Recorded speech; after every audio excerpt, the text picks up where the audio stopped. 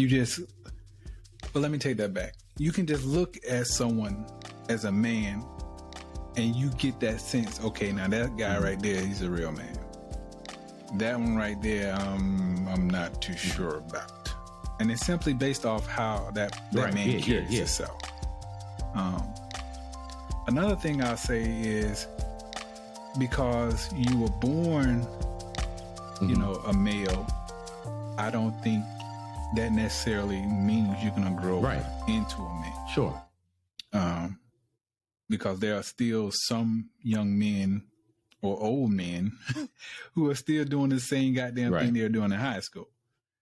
So, again, that's not a shot at them. That just means they found a frame of mind that they like and they just sticking to it. So, whatever suits you, you know, whatever you eat don't make me shit. But, I don't know. I just find that with some relationships, again, you got to take the good with the bad, but then there's always going to be that situation where no matter how much you give of yourself to the next person or that person you're in a relationship with, it's just not going to be enough.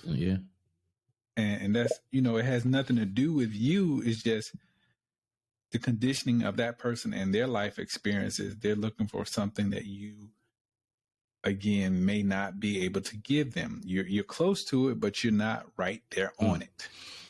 So that's where they might find the fault with either the relationship or with you.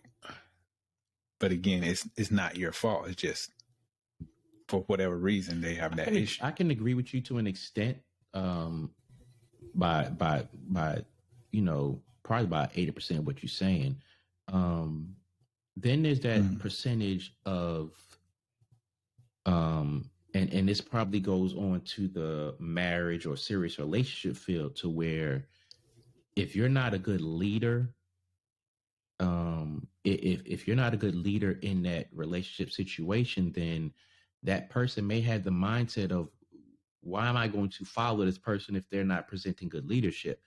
And for us men, that takes us really knowing ourselves and being aware of the situation, because, hey, it could be a situation to where, hey, everything good, we both comfortable, blah, blah, blah. I'm thinking one thing, this person thinking another thing. And then shit just hit the fan. And it's like, well, that person didn't do wrong. I didn't do no wrong. But there might be some minor things. This person may not be conforming exactly to what we as men want. And it may not be because of them. It might be, again, it might be because of us. Or it may not be because of us. It may be because that person is just who they are. But at the end of the day, what I have found that I was not doing in those situations, I didn't care enough to see what the real issue was. Like you're saying, that person could be, but I didn't care enough to look into why that person was that way, or why that person changed, or this, that, and other, because it was like, you know what? I'm not getting my heart hurt, so you got to go. Or, you know, something like that. So, yeah, but again, it's like you said, that person can be that way, and that's just what it is. That person can be damn near perfect, but it might be that one little thing, or those 2-3 little things that to be like, you know what? All right, whatever. But again, it's a dancing act that if we're not fully committed to, then it's easy to throw blame either way. And it's easy to point out who's wrong. And it's easy to say and be 100% spot on who's wrong in that. But again, if both people aren't committed, then you run into that situation, and then you go back to your ex, and you look at those little damn things, you might be like, hell no. Hell no, because that little thing was the nail in the coffin for you. And it could have been something so small. So let me ask you this then. Have you ever had a relationship where you love someone, but you guys just could not be together because maybe you guys come from a different background? Meaning, maybe you're more laid back, happy go lucky, and then the other person, they're more hyper or want to be in the streets or I've situations like that.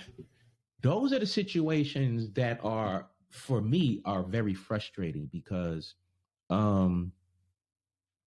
it may be like, damn, I love this person, but this person is just, she drink too much, or she like to go out too much, or she like to eat out too much, or she keep a car sloppy.